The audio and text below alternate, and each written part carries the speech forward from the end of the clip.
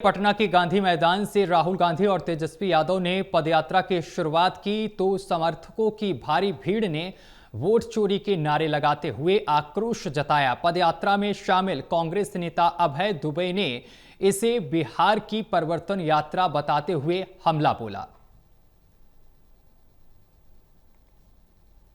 पटना के गांधी मैदान से पदयात्रा की शुरुआत हो गई है। काफिला आगे बढ़ते हुए और जो अन्य नेता हैं वो आगे बढ़ रहे हैं। तो लगातार जिस तरीके से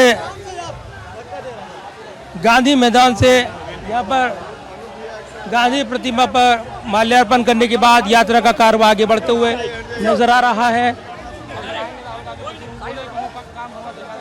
गठबंधन के नेता मौजूद रहे हैं और ये प्रतिमा गांधी प्रतिमा जो गांधी मैदान की पहचान, यहाँ से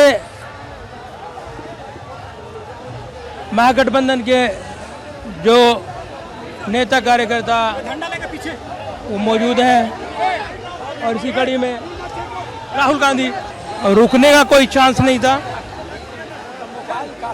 क्योंकि यहाँ से कारवां रवाना हो गया है।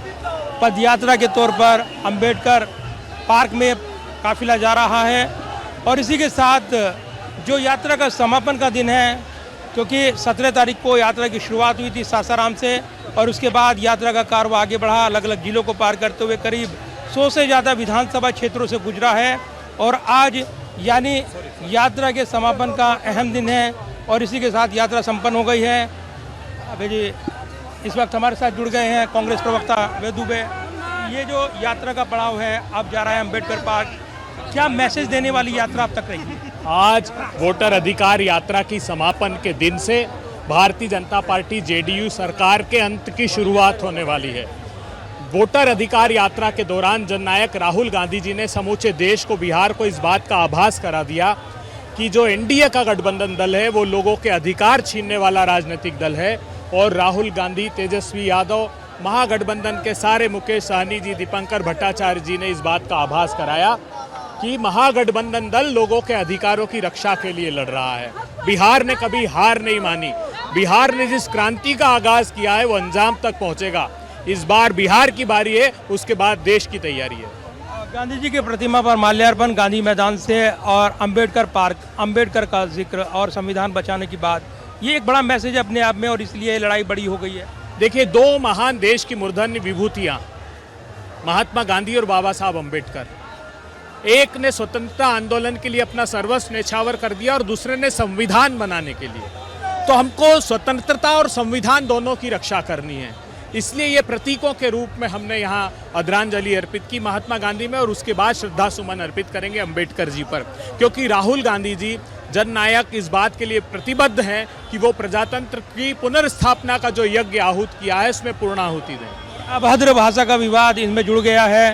कांग्रेस पर आरोप लग रहे हैं कि प्रधानमंत्री जी की माता का अपमान हुआ, प्रधानमंत्री का अपमान हुआ। भारतीय जनता पार्टी की पुरानी आदत है ये, खुद ही वही मुद्दई, वही कातिल, वही मुंसिफ और कत्ल का इल्ज़ाम हम पर रखते हैं। हमें पता था, तो ये सब उन्हीं का किया हुआ है। हर चुनाव में देख लीजिए मोडस ऑपरेंडी यही होता है, वो सिंपैथी गेनिंग के लिए ये करते हैं, लेकिन अब बिहार इस झांसे में आने वाला नहीं है।